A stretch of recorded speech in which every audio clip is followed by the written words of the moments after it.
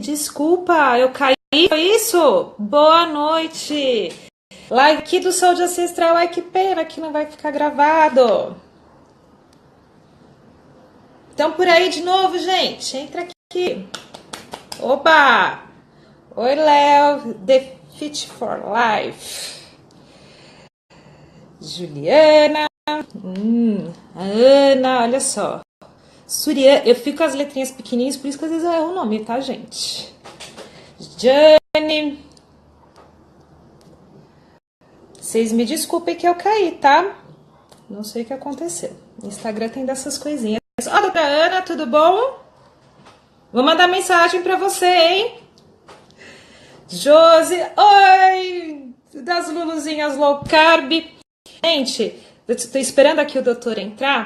Eu assisti a live ontem e me senti tua amiga. Porque você é tão despretensiosa e fala coisa bacana. Adorei, viu? O dia que a gente senta pra bater um papo, vai parecer que a gente tá tomando um chazinho juntas. Danco, oi Jade, opa! Cadê o doutor? Gente, Jade, nossa colaboradora, tem os textos incríveis. Vai lá no Instagram dela, ela fez um texto esses dias sobre viver o presente. Incrível. Olha lá, Raquel. Doutor, tá por aí? Será que foi ele que caiu? E aí eu não... Pode ser, né? Vocês têm alguma pergunta? Vocês têm alguma dúvida sobre colesterol? Porque tem esses mitos, né? De que colesterol pode, quando aumenta na low carb, pode ser ruim. Será? Tem alguma dúvida nesse aspecto, assim? Um mito para desvendar? Ainda não entrou. Escrevam aí as perguntas de vocês, gente. Quem já leu texto lá no site? Não só no Instagram. Quem já foi lá? Olá, doutor, chegou. Quem já leu e curtiu?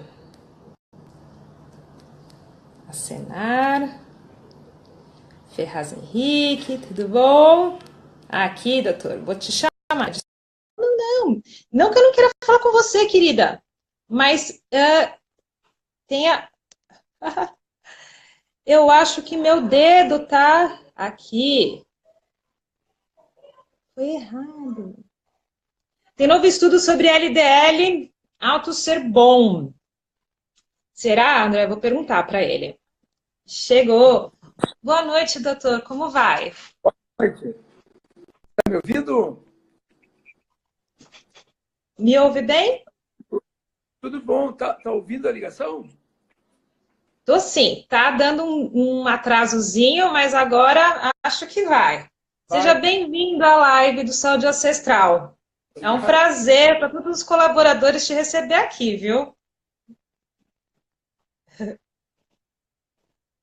Olha só, ele está reconectando ali, acho que é um pouquinho atrasado, vocês vão me falando, tá? Mas o doutor José Carlos Peixoto, ele é médico especialista em homeopatia clínica geral, ele é criador de um site chamado Uma Outra Visão, ele é proprietário do site Lipidofobia, ele é um dos grandes, voltou à imagem, um dos grandes ativistas e palestrantes do tema de saúde, especialmente no campo de alimentação, consumo de alimentos de verdade, gorduras naturais, né? E associado a uma redução de carboidrato. Doutor, como que você se tornou médico? Bom, eu me formei em 83, né? E o caminho é um pouco longo para quem já está há tanto tempo na estrada da saúde, né? A questão de poder fazer pesquisas e entrar nesse conhecimento levou a ser um grande defensor da alimentação de baixo carboidrato. É uma sucessão de histórias, tá? Que foram acontecendo, algumas até de forma meio que casual, né? Mas dá para dizer o seguinte, na virada dos anos 2000, eu comecei a perceber que algumas pessoas que estavam vindo no consultório com problemas comuns, tipo assim, problemas hormonais, questões de peso, doenças imunológicas, né?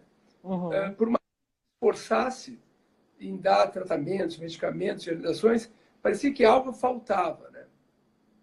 E chegou nas minhas mãos em 2003 um livro sobre colesterol, tá?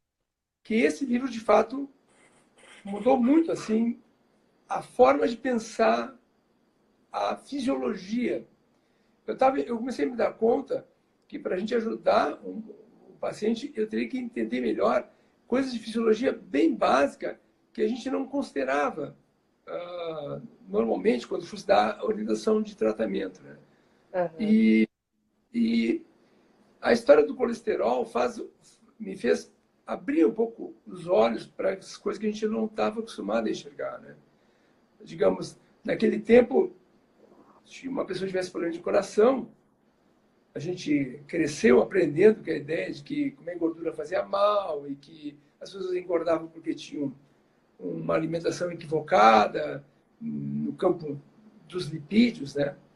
E depois desse livro, em 2003, a gente abriu os olhos e começou a fazer perguntas sobre o que podia estar errado na orientação tradicional da medicina que vinha do século passado, né?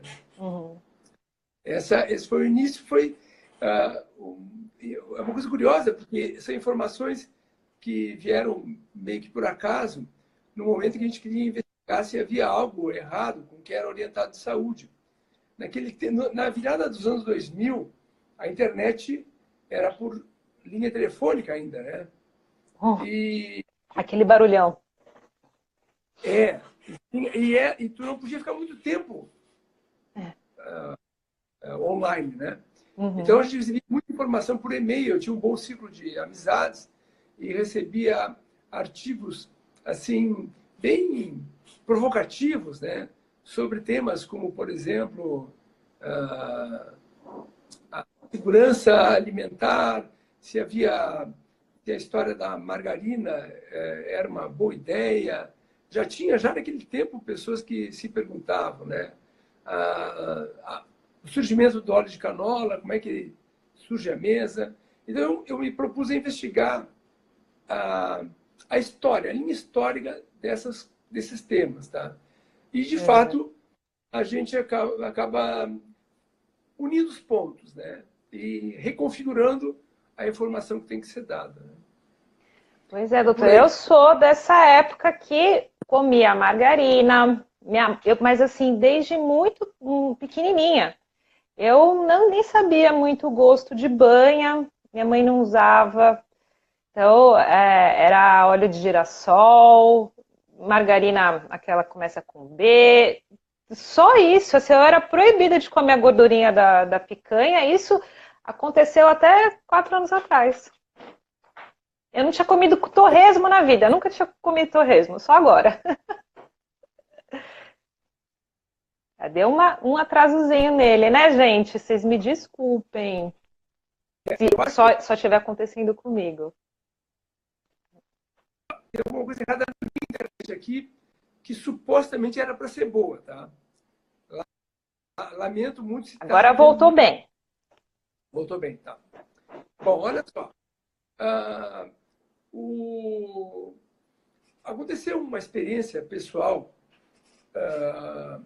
no final dos anos 90, que eu fui convidado para uma palestra de um tema de ecologia, tá?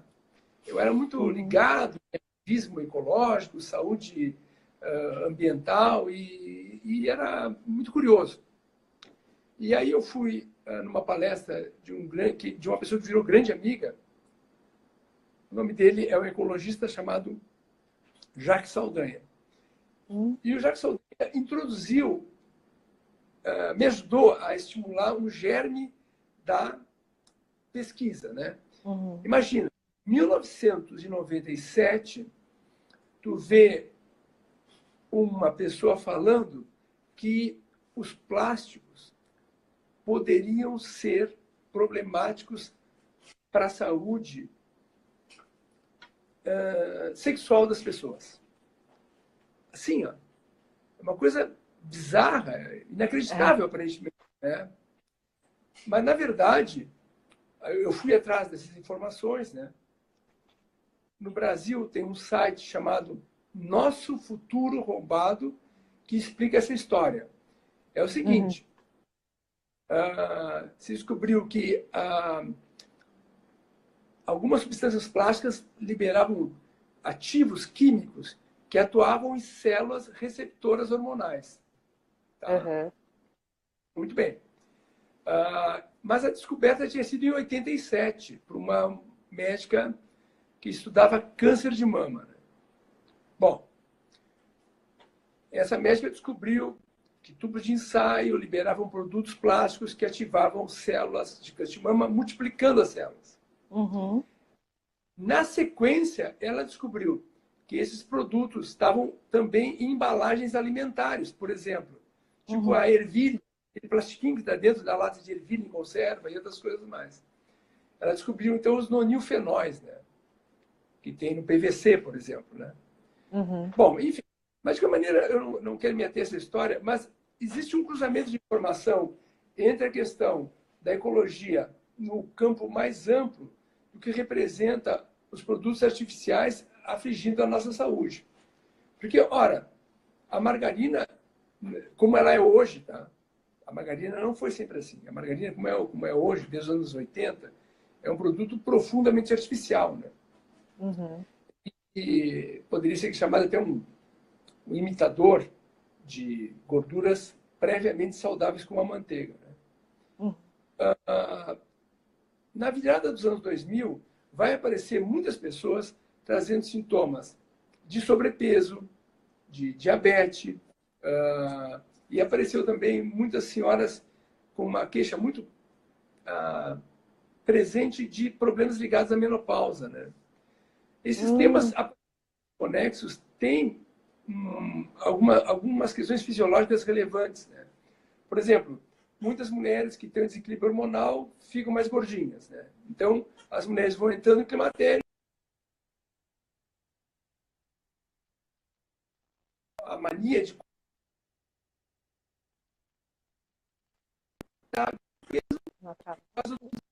Deu uma travadinha? Só um Mas, assim, minutinho, doutor. Agora voltou. Voltou? Agora voltou. Vai me alertando. Eu não estou percebendo aqui. Agora, estou te ouvindo. Isso, pode prosseguir. Eu vou avisando, então, se travar. Tá bem, então. Bom, assim, ó, eu comecei a publicar num site chamado Uma Outra Visão, esses tópicos fora do contexto, que as pessoas não tinham conhecimento, né? Na área de poluição ambiental, equilíbrio hormonal, e, naturalmente, acabei tendo que estudar um pouco sobre metabolismo, já que essa questão do controle de peso virou algo muito recorrente e não adiantava dizer para as pessoas seguir as orientações tradicionais. Não funcionava. Não funciona. Para mim não funcionou. Então, deveria ter algum equívoco de compreensão. Né? A questão dos carboidratos como um problema ligado à forma como era percebido no comum das pessoas, porque tu vai dizer para uma pessoa não comer carboidrato, ela fica chocada, mas como é que eu vou ter energia? Como é que eu vou... O que eu vou comer de manhã? Essas coisas que a gente está acostumado a ouvir no próprio fórum do blog, né? Quando alguém nos coloca isso hoje, né, com toda a informação já alavancada, a gente se vê obrigado a falar um pouco da história disso, né? Por exemplo, alguns dados de antropologia, que têm sido hoje em dia, digamos assim, a matéria básica que eu tento puxar para ajudar as pessoas a entender o problema da nutrição e as implicações hormonais, tá? Que, levando em conta que boa parte das pessoas que vêm aqui são mulheres da menopausa, são pessoas com sobrepeso, meninas com ovário policístico, e até crianças hiperativas. Agora travou um pouquinho. Só um minutinho, doutor, já deve estar voltando. Reconectou. Espera só um pouquinho. Gente, tá dando meu time com o de vocês, que eu tô vendo ele travar, e aí tô pedindo para ele esperar um pouquinho. Tá dando certo esse time ou só eu? Ah, voltou agora. Voltou? Isso. Tá.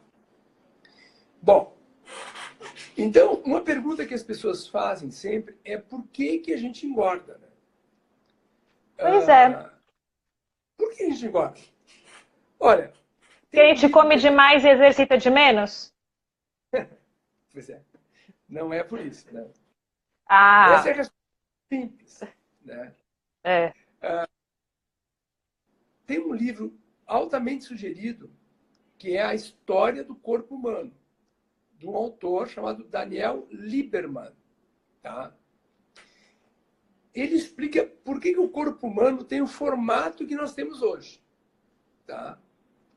A altura, a relação dos ossos, das articulações, o formato da face, toda essa estrutura biológica, ela não foi por acaso, ela foi construída ao longo de milhares de anos. E ela está constituída hoje desse jeito em cima de um aspecto fundamental: gerenciar da melhor maneira a energia.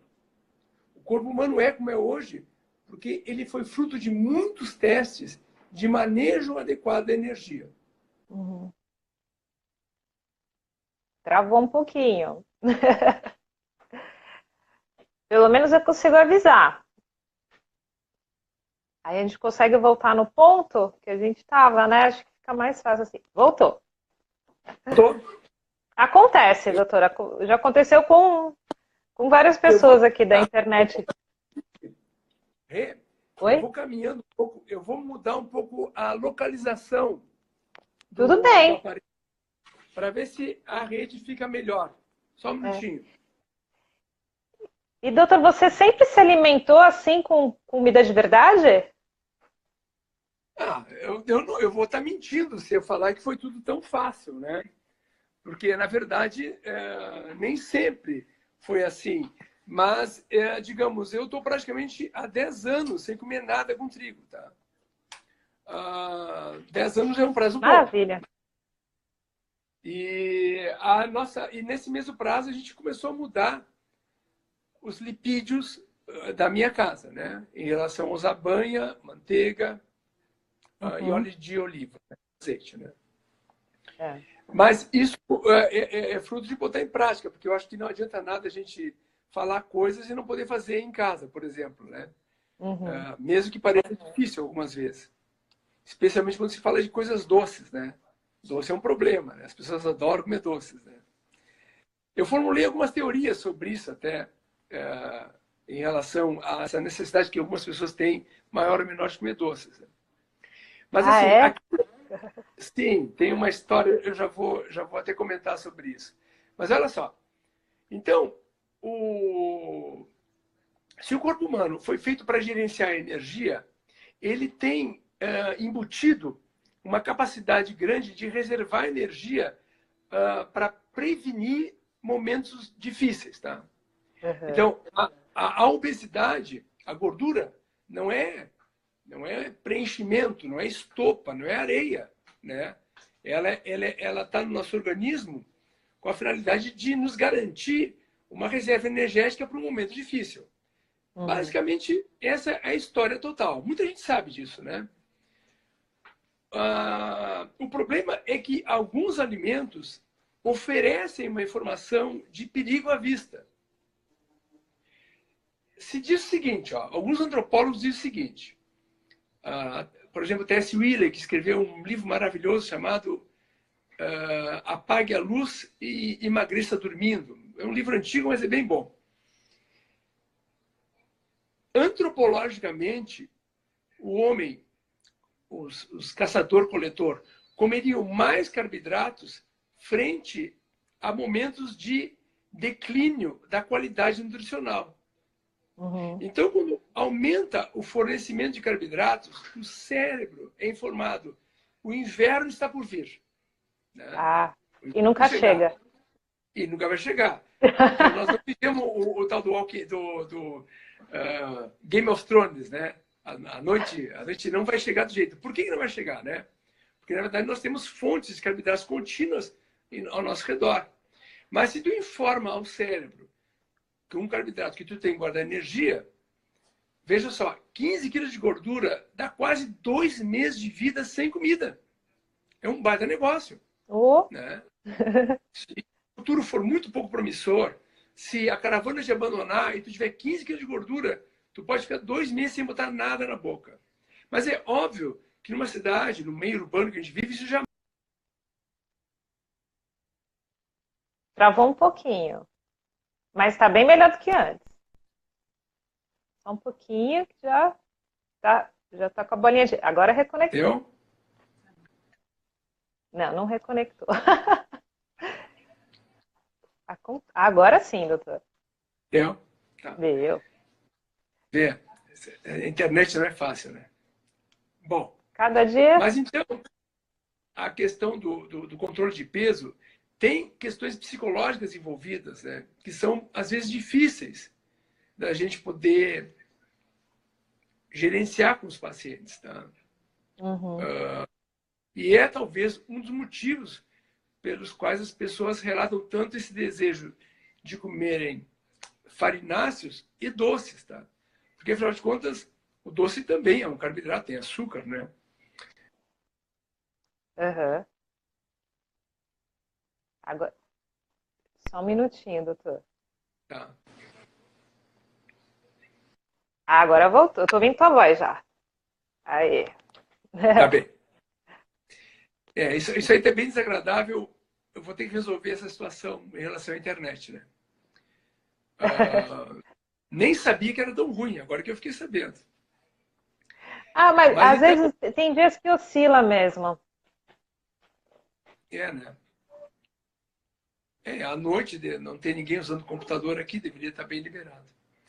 Mas eu estava dizendo, então, que essa questão do desejo de doce é um tema delicado, porque as pessoas podem achar que uma dieta de baixo carboidrato é um pouco fustigante ou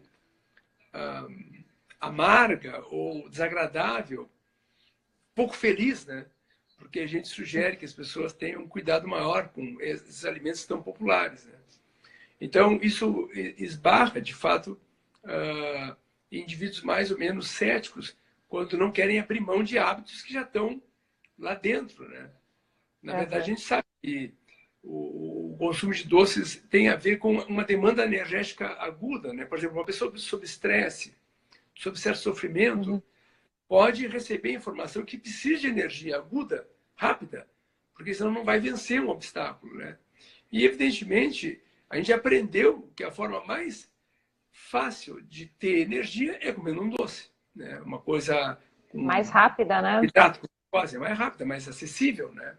Uhum. A gente também pode supor que, além disso, se a gente está estressado, sofrido, e come um doce para se recolher, para se sentir confortado, também pode ter uma informação psicológica de que a lembrança do doce nos leva à proteção familiar, ao carinho de um avô, ou até mesmo ao seio materno, que o leite, afinal de contas, o leite materno também é bem docinho. Tem lactose, e né? o leite materno é bem acolhedor, né? Bem protetor. Uhum. Eu vejo que essas questões são árduas, às vezes, de serem conversadas, porque, obviamente, pode parecer um pouco, assim, elucubrativo demais, né? A questão também que muitas pessoas nos perguntam sobre o controle nutricional é a frequência da alimentação, né? Uhum. Comer de 3 horas, né?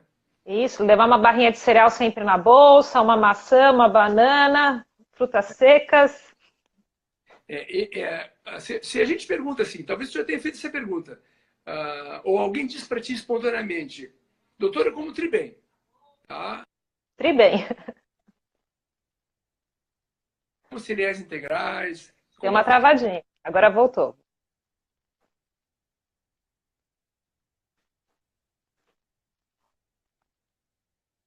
Voltou. Agora voltou, doutor. Não se apegue a isso. A gente vai. Agora eu estou vendo isso, que está travando, né? Ah, Então, tá. a cultura levou as pessoas a achar que esses tipos de alimentos são os mais saudáveis. E quando o médico diz o contrário, parece um pouco difícil, até um pouco antipático às vezes, né? Porque as pessoas gostariam de ser confirmadas. O doutor disse que eu como bem, né? Aí eu tenho que dizer, não, não é bem assim. Começar desde o início. Exatamente, desde o início, né? Sobre a questão de uma série de informações que ficaram tão presentes na vida da pessoa que elas podem custar um pouco acreditar, né? Por isso que... Mas você tem uma vantagem, doutor. O diploma. Porque os médicos, querendo ou não, são figuras de autoridade, né? Então, o paciente fala, não, meu médico mandou. Do mesmo jeito que o médico manda comer de 3 em 3 horas, o médico não, falou que eu posso comer banha. A pessoa se sente confiante. Agora, quando a gente que não é médico fala para as pessoas, olha, não, você não pode comer arroz integral todas as refeições, mais o pãozinho se você é diabético. O pessoal acha que a gente é maluco. É verdade. Eu uso muito, por causa disso, né, as informações, estimulo as pessoas a pesquisarem sobre os temas que a gente conversa, né? E, obviamente, peço exames, né? Uhum. Um exame que eu tenho feito regularmente é a curva de insulina.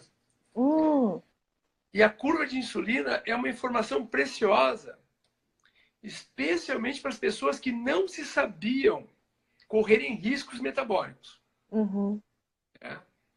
Então...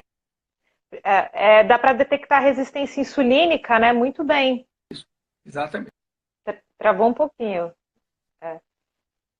A gente tem um grupo, viu, doutor? Ainda está travado, então vou aproveitar para falar aqui. A gente tem um grupo, eu e a Jusce, que a Raquel também participa, sobre resistência insulínica e diabetes, gente. Depois eu mando o link para vocês. Doutor, voltou. Não voltou. Beleza, né, Raquel? Vamos lá no blog dele e pegar os textos do Saúde Ancestral, debulhar tudo para a gente ficar expert nisso. Aí, doutor, voltou. Então, fazer a curva, né?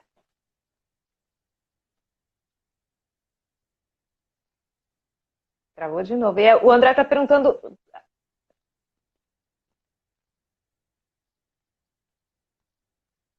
Acho. Estão ouvindo aí, gente? Não, tá conectando. Mas não se sinta mal não, doutor, que a gente vai conversando aqui. O pessoal tá no chat ali conversando. Até o André perguntou se é a curva de insulina de quantas horas, né? Pois é, aí que tá. A curva de insulina talvez fosse melhor. Dá para ouvir agora? Dá sim. Tá. A curva de insulina mais prática no consultório, pela vida das pessoas, é de 3 horas, tá? Uhum. Mas quem puder fazer de 4 ou de 5, melhor ainda, tá? Os convênios pagam a curva de insulina. Pelo menos aqui em Porto Alegre, o convênio mais importante, ele aceita o pedido, né? Uhum. Que isso era um problema em relação à questão do custo, né? De fato, quanto mais longa a curva, dentro de 4 ou 5 horas, melhor a informação, tá? Mas a de 3 horas já pode dar muitas informações e me ajuda bastante a ajudar o paciente. Até porque muitas vezes a gente rapidamente percebe que tem pessoas que têm uma carga insulínica estratosférica na primeira hora, né? Pessoas que vão a bem mais de 100. Aliás, essa semana, um senhor magro, a insulina do homem foi a 500, eu nunca tinha visto, tá? 500 de insulina, tá? Ele ficou apavorado, evidente, né? Então, quando acontece esses valores, a gente nem precisa ver os outros valores para saber que a situação já está complicada, né? Uhum. Então, é uma informação valiosa e que dá uma substância para a gente poder orientar o paciente no controle alimentar, né? No controle dos carboidratos. Tá?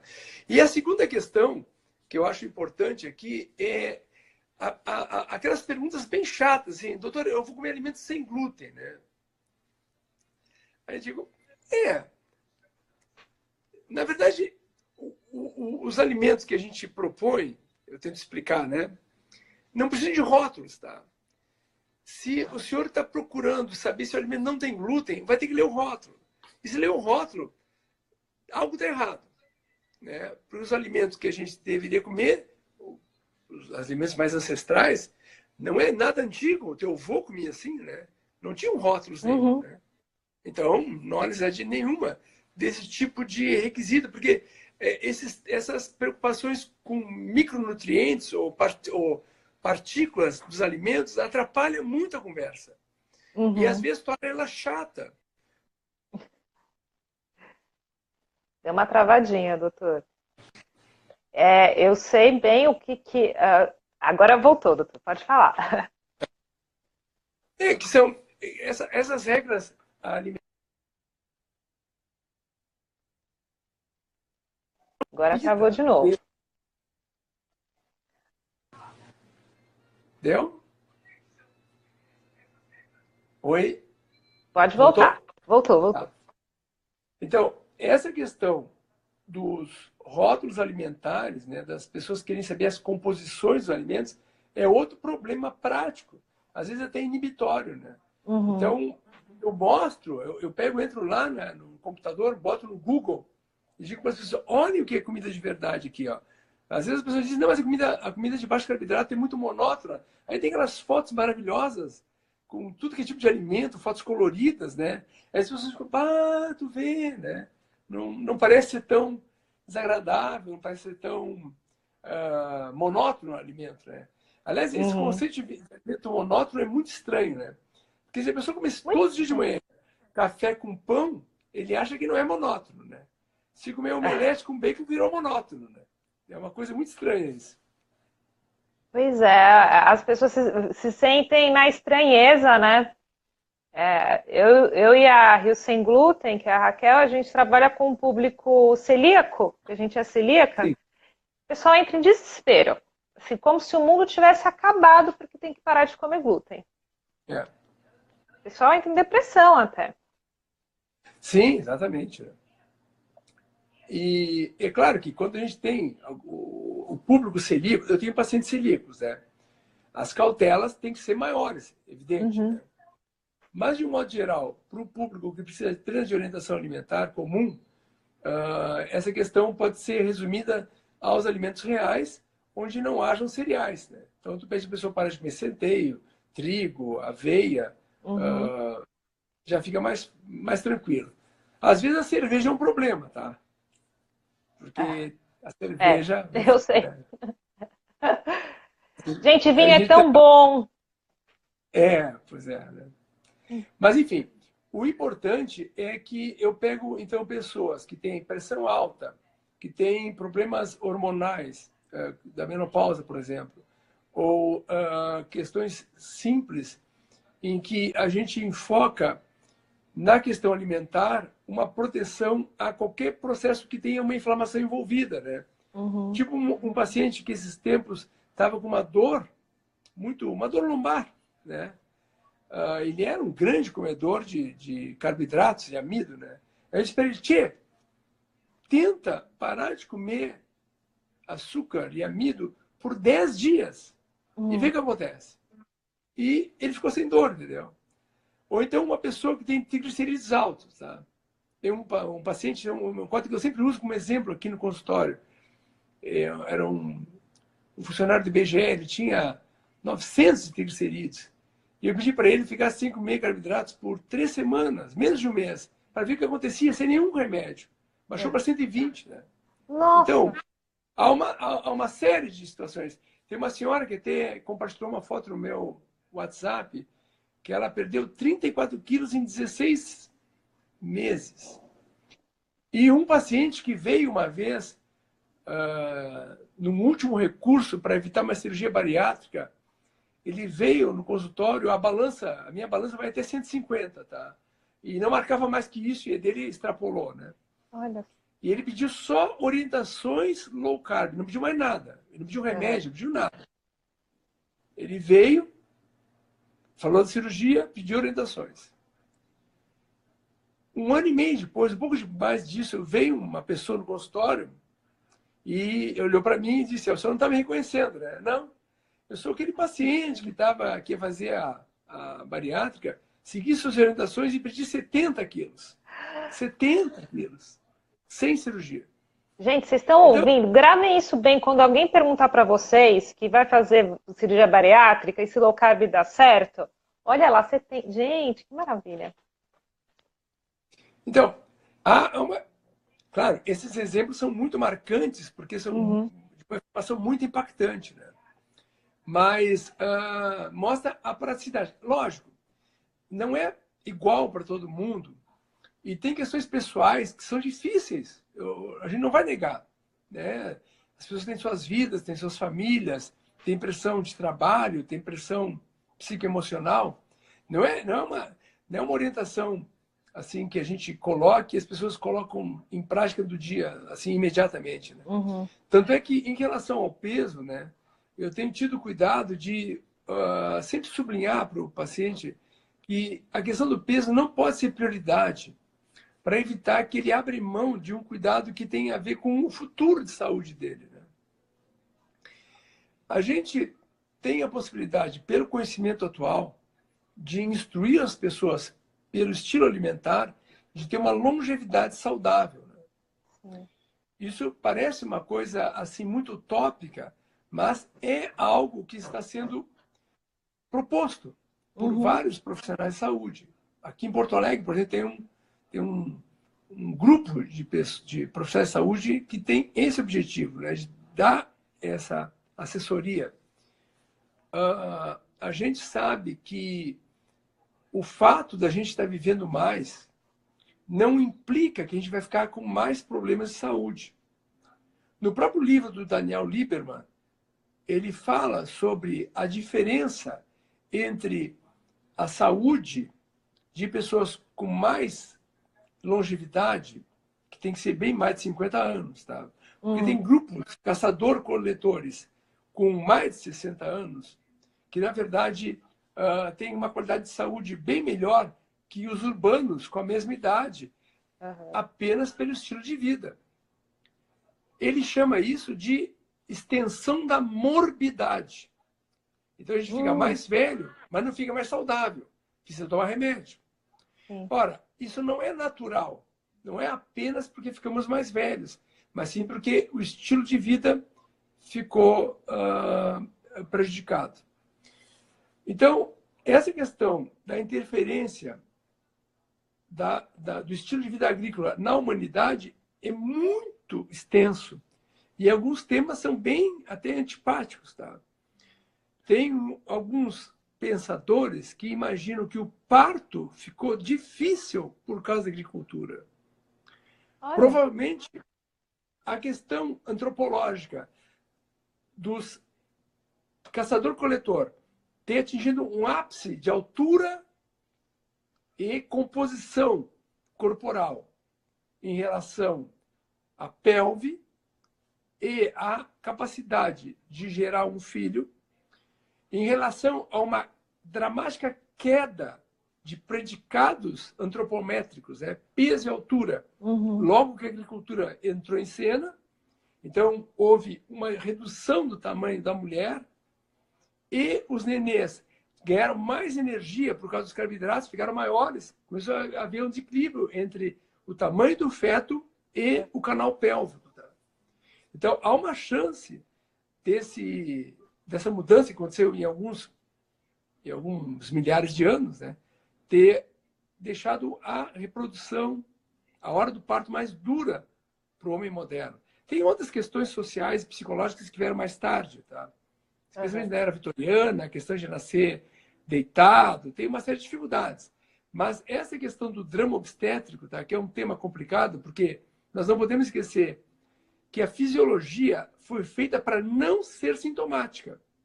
Então, a gente não pode ter dor para evacuar, não pode ter dor para ter nenê, não pode ter dor para menstruar, não pode ter dor para nada que é fisiológico.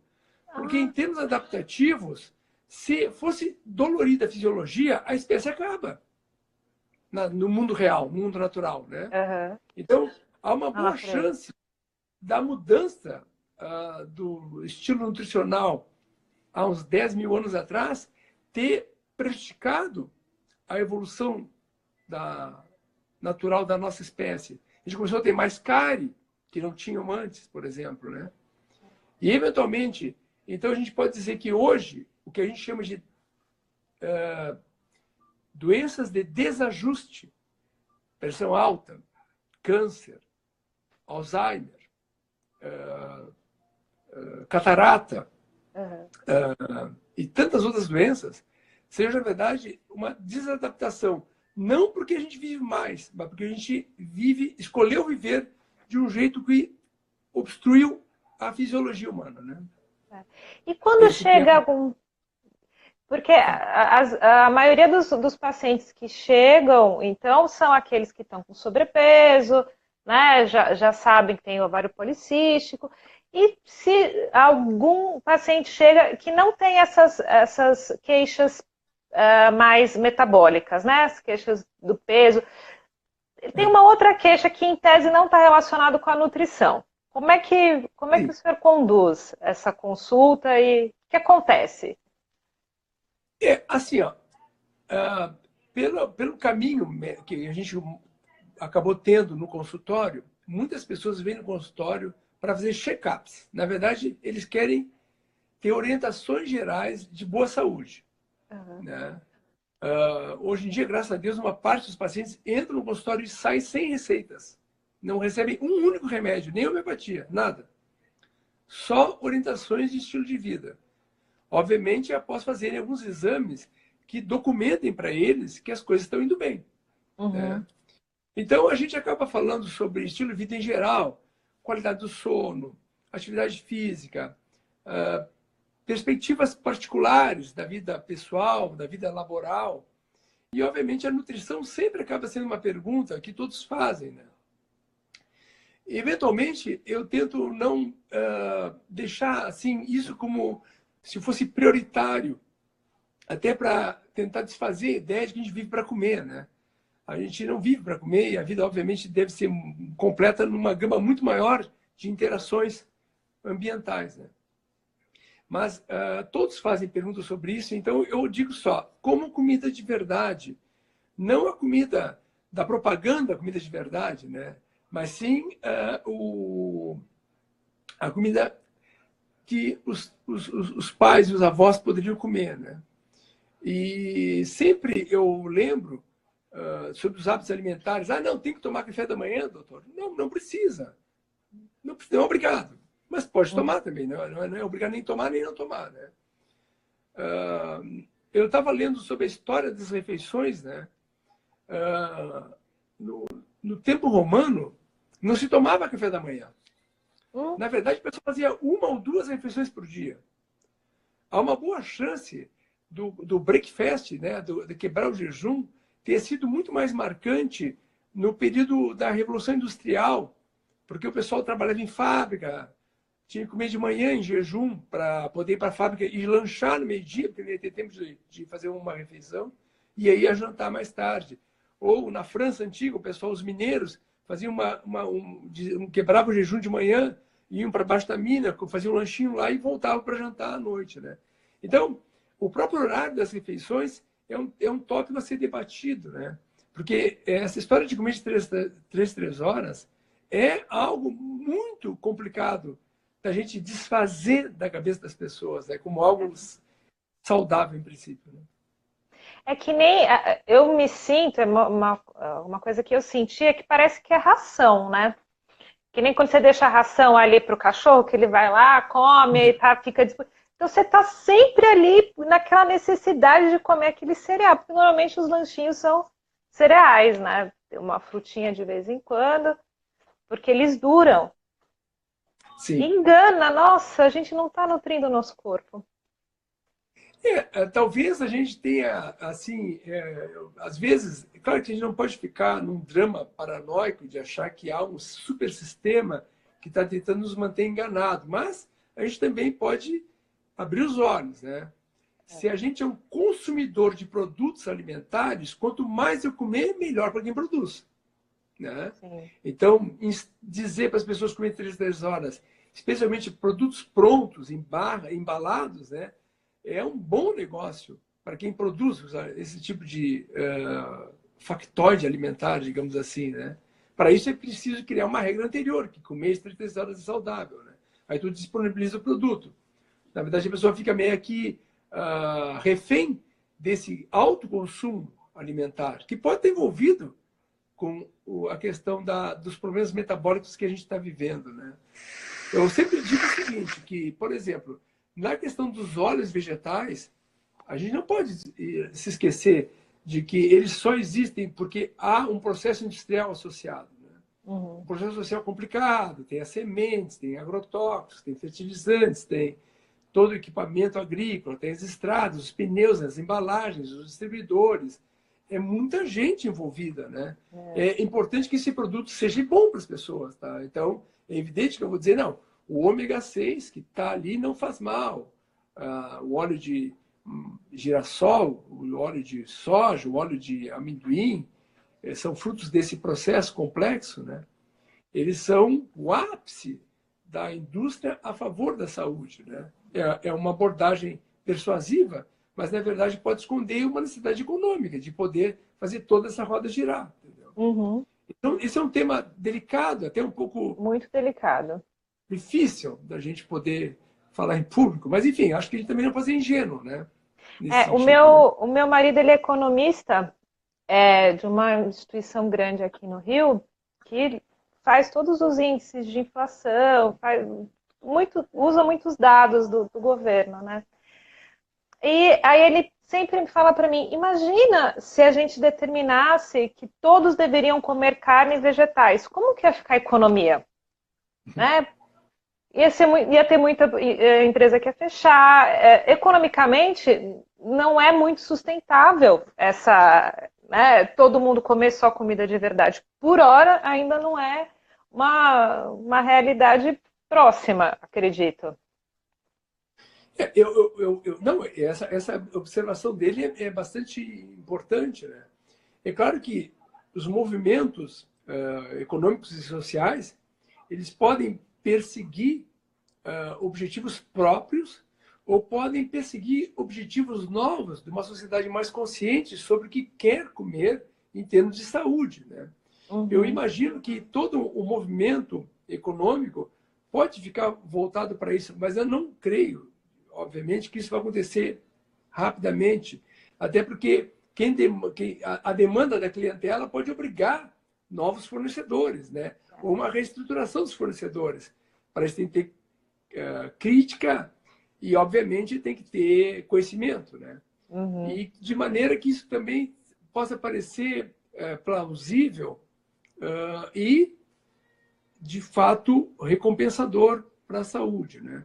A gente não pode esquecer que na questão da extensão da morbidade, que é o termo que o Daniel Lieberman fala, né? Há uma questão econômica que pode ser complicada no futuro, né? Ou seja, se a gente tiver muita gente, muito tempo doente, por muito tempo e com longa vida, os custos disso podem ser insuportáveis para as famílias, para a assistência social, e pode levar sociedades inteiras a resultados bem catastróficos, tá? Então, há que se pensar de uma maneira um pouco mais ampla sobre isso, né? De qualquer forma, no trabalho de consultório, é poucas pessoas, né? Então, eu sempre digo que a informação de qualidade que pode ser confrontada, e eu faço questão, inclusive, que os pacientes não acreditem piamente na informação, que chequem as fontes, que verifiquem e testem também isso, né? Então, a gente tem uma possibilidade de informar para muitas pessoas que têm opções, né? Eu acho isso generoso, tá? Eu acho que as mudanças não acontecem do dia para a noite, para todo mundo, né? Mas quanto mais gente ficar informada, mais chance tem de acontecer, né? Pois é, quanto mais informado o paciente fica, mais decisões compartilhadas acontecem, né? Não tem mais Exato. aquilo, diminui aquilo do médico falar, não, você tem que tomar tal coisa. Por que você não lê isso? Por que você não estuda mais aquilo? Vai passando as informações para o paciente ter o poder dessa decisão junto, né? Claro. O Assim Malhotra, quando teve no congresso, Low Carb falou muito sobre isso. Foi bem interessante. Doutor, só queria voltar num tópico de viver para comer. Que as pessoas têm né, esse apego. Parece que quando muda a alimentação, a vida não continua. Tem algum jeito bom para lidar com isso? É dando informação? Olha, não posso te afirmar que haja uma maneira simples da gente redirecionar o cotidiano das pessoas na questão alimentar, tá? Eu trabalho com isso de forma muito particular, tentando entender quem é o indivíduo, como é que é a sua família, qual é o seu trabalho, e tentar fornecer opções para que o evento alimentar fique charmoso, interessante, dentro do seu cotidiano. Mas, muitas vezes, as pessoas acabam usando o alimento como uma válvula de escape para o estresse cotidiano. Então, isso é inegável e está muito culturalmente aceito, né? Então, não é tão simples a gente pegar uma pessoa muito ansiosa, muito agitada e que usa a comida como o seu único recurso de poder suportar um ambiente de trabalho difícil, uma relação familiar complicada, a ausência de outras recompensas mais interessantes na sua vida em relação à atividade social, cultural e tudo mais, né? Então aí fica complicado, mas a gente tem que aportar esses temas. Eu sugiro, inclusive, para muitos pacientes que façam psicoterapia, que façam trabalhos de autoconhecimento, que façam meditação. Enfim, a gente tenta entusiasmar as pessoas a se abrirem, né, para saírem de alguns casulos, né? Acho que isso acaba funcionando. Não vou dizer para ti que seja simples para todo mundo, porque certamente não é, né? Mas é uma maneira de poder entusiasmar as pessoas a poder ampliar um pouco as fontes de prazer, né? Porque é evidente que a gente sabe que uma fonte de prazer não pode ser meramente a comida, né? Isso é muito restrito, né? Pois o autoconhecimento está tendo essa última semana as pessoas estão falando do meio low carb, estão falando muito sobre cuidar da mente, né? Isso. É importante e a alimentação também ajuda a cuidar da mente. Você acaba entrando num ciclo, né? Porque também Exatamente. só cuidar da mente e não cuidar da alimentação, você entra no ciclo vicioso novamente. Exato. Então, uma coisa vai puxando a outra. Eu acho que a psicoterapia, para esses casos, né, que a pessoa tem um apego muito grande, né, percebe que é por estresse, percebe que é por uma tensão, aliar, né, até mesmo o trabalho dos coaches hoje em dia, acho temos Exato. profissionais muito bons, né? Tem. Eu estava vendo aqui ó, que alguém sugeriu estudar filosofia. Uma boa, estudar filosofia é bom, né? Pois é, a Jade é uma grande estudiosa de filosofia e Sêneca fala muito de alimentação, né? Doutor... Não, todos os autores falam, né? A gente está chegando nos minutinhos finais. Claro. Então, teria alguma mensagem final, alguma dica que você ou algum desejo para os nossos seguidores? Eu acho que é importante as pessoas buscarem informação, tentarem checar a qualidade da informação. A gente tem o portal Saúde Ancestral, que ele é muito bom. Ele tem informação de todo tipo, inclusive de alguns cardápios, porque a questão das opções alimentares é a primeira coisa que me perguntam com frequência no consultório, né? Porque eu não dou um cardápio pronto, até porque tem profissionais que fazem cardápio, né? A gente fala de diretrizes, né? Então, eu sugiro sempre que as pessoas leiam, e acho que quem seguiu nossa entrevista de hoje tem que ser entusiasmada a fazer perguntas, a imaginar o seguinte: há uma chance objetiva de sucesso nessa possibilidade de chegar na meia idade ou mais longe com boa saúde e praticamente não tomando medicamentos, tá? Muitas pessoas da minha idade, com quase 60 anos, tomam muitos remédios, tá? Isso é uma pena, isso, tá? E eu posso garantir para os senhores que isso não é uma obrigação, não é uma coisa compulsória, tá? Eu, graças a Deus, não tenho a sorte por ter sido informado, sei lá por qual motivo, de não precisar tomar nada regular por enquanto, né? Espero continuar assim. Mas isso não acontece porque a gente tem a graça divina, né? Isso é feito porque a gente se empenha, tenta ter cuidados e, ao mesmo tempo, ampliar esses cuidados para os amigos, para a família, para as pessoas que a gente gosta e tudo mais, né? Então, é muito importante. É isso aí. É importante, acho que a gente dizer que é possível, isso é uma utopia, não é uma fantasia, né? E a gente, através da perspectiva de estilo de vida low carb, a gente está falando de muito mais coisa do que apenas o que vai no prato de comida de cada um, né? Acho que isso que é o mais importante. Olha, doutor, muito obrigada. A Sônia falou, volta mais vezes. Com certeza, a gente vai chamar. O pessoal ficou entusiasmado, eu fiquei encantada, devo confessar, adorei, principalmente a parte de antroposofia que a gente discutiu. Muito obrigada pelas informações compartilhadas, doutor.